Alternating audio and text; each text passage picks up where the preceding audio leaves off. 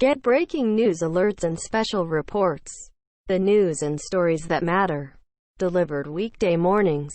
Washington. The Supreme Court ruled Thursday that the Trump administration cannot carry out its plan to shut down the Deferred Action for Childhood Arrivals program, which has allowed nearly 800,000 young people, known as Dreamers, to avoid deportation and remain in the U.S. Chief Justice John Roberts was the swing vote in the 5-4 decision, which deals a big legal defeat to President Donald Trump on the issue of immigration, a major focus of his domestic agenda. Roberts wrote in the decision that the government failed to give an adequate justification for ending the federal program. The administration could again try to shut it down by offering a more detailed explanation for its action. But the White House might not want to end such a popular program in the heat of a presidential campaign. Roberts was joined in the majority by the liberal justices Ruth Bader Ginsburg, Stephen Breyer, Elena Kagan and Sonia Sotomayor. We conclude that the acting secretary did violate the Administrative Procedure Act, in that the decision to rescind DACA must be vacated, Roberts wrote. In his decision, Roberts called the Trump administration's total rescission of DACA arbitrary and capricious. The heart of Roberts' majority opinion held that Trump had broken the laws governing federal agencies when he ended DACA in 2017 because the memorandum that recommended its termination did not address crucial parts of the policy.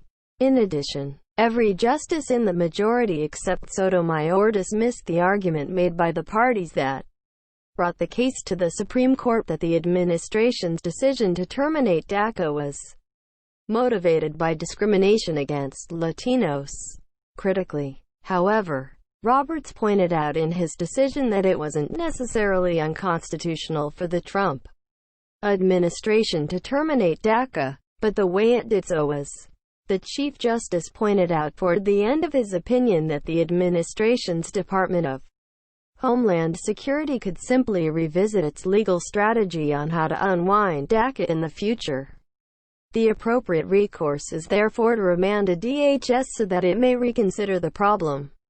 A new Roberts wrote. The conservative justices Clarence Thomas, Samuel Alito, Neil Gorsuch and Brett Kavanaugh filed opinions that concurred with parts of the majority as well as with parts of the dissent, with several emphasizing that the majority ruling simply punted the issue back to the administration. The court still does not resolve the question of DACA's rescission, Alito wrote in his dissent. Instead, it tells the Department of Homeland Security to go back and try again. Let our news meet your inbox. The news and stories that matters. Delivered weekday mornings. This site is protected by reCAPTCHA. Thomas, in his dissent, wrote, today's decision must be recognized for what it is, an effort to avoid a politically controversial but legally correct decision. He added that the court could have made clear that a solution to the question over the status of the program must come from Congress through immigration legislation.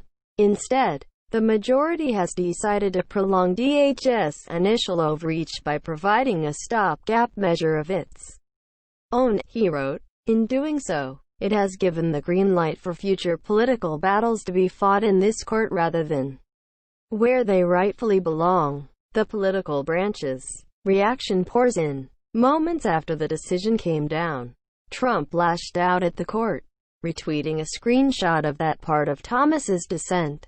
The president later tweeted, "These horrible and politically charged decisions coming out of the Supreme Court are shotgun blasts into the face of people that are proud to call themselves Republicans or conservatives," and asked, "Do you get the impression that the Supreme Court doesn't like me?" Quote. Trump also said recent court decisions showed the need for new justices, adding that he would release a list of potential nominees by Sept. 1. These horrible and politically charged decisions coming out of the Supreme Court are shotgun blasts into the face of people that are proud to call themselves Republicans or conservatives. We need more justices or we will lose our Second Amendment and everything else. Vote Trump 2020. Donald J. Trump. At Real Donald Trump. June 18, 2020. I will be releasing a new list of conservative Supreme Court justice nominees, which may include some or many of those already on the list, by September 1, 2020. If given the opportunity, I will only choose from this list. As in the past, a conservative Supreme Court justice.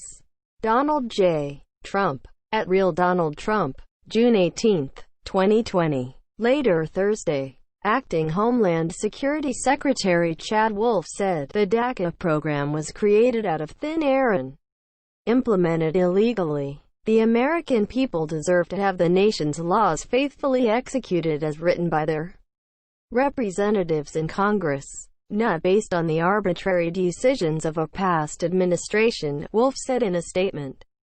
This ruling usurps the clear authority of the executive branch to end unlawful programs.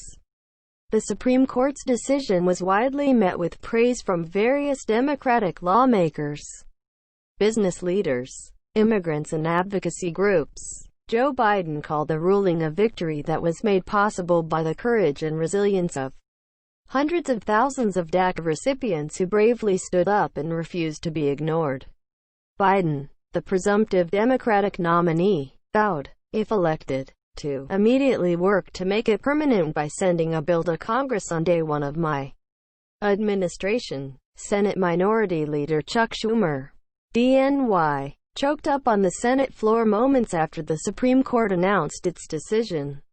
Schumer said he cried tears of joy and called the decision, as well as the court's ruling Monday, that existing federal law forbids job discrimination on the basis of sexual orientation or transgender status.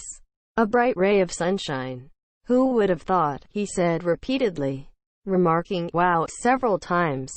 Apple CEO Tim Cook lauded the decision, tweeting, "We're glad for today's decision and will keep fighting until DACA's protections are permanent."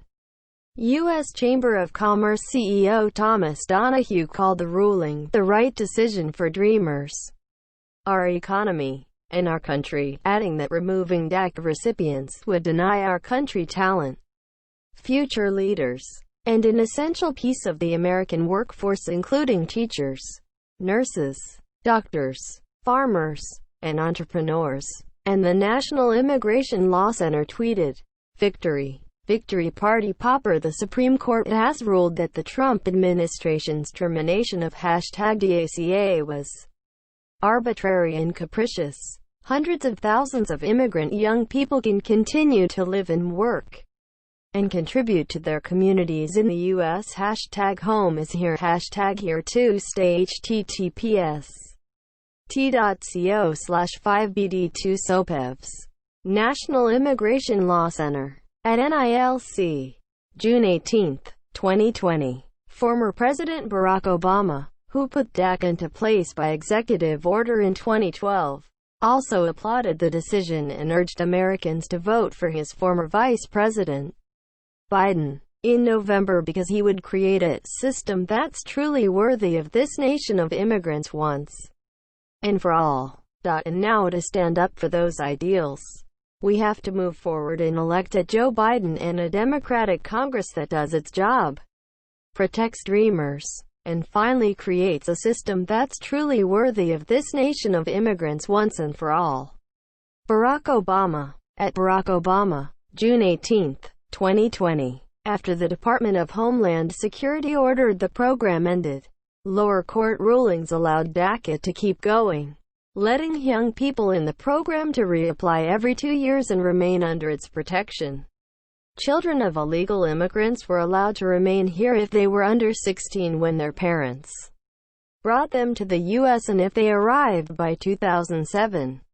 DACA's defenders had argued that federal law required the Trump administration to give a detailed explanation before trying to shut the program down, an action that would affect hundreds of thousands of people and the businesses that employ them. Instead, they said, the government simply declared the program illegal. More than 100 business groups, including Apple and Microsoft, sought to preserve DACA. arguing many of their employees are part of the program. Immigration lawyers told the Supreme Court after the case was argued last fall that frontline healthcare workers involved in responding to the coronavirus epidemic rely on about 27,000 DACA recipients, including dentists, pharmacists, physician assistants, home health aides, technicians, and nearly 200 medical students. Termination of DACA during this national health emergency would be catastrophic, they said in an April 2 court filing. The Association of American Medical Colleges told the court last fall, well before the pandemic crisis, that the U.S. is unprepared to fill the loss that would result if DACA recipients were excluded from the healthcare workforce. Figures show that over 90% of DACA participants have a job. Nearly half are in school. Many don't speak the language or know the culture of their home countries. Among them is Claudia Quinones of Maryland, brought to the U.S. at age 11 by her mother, who overstayed a tourist visa. DACA truly changed my life. I have a social security number. I have the ability to work, to contribute, and pay taxes, she said.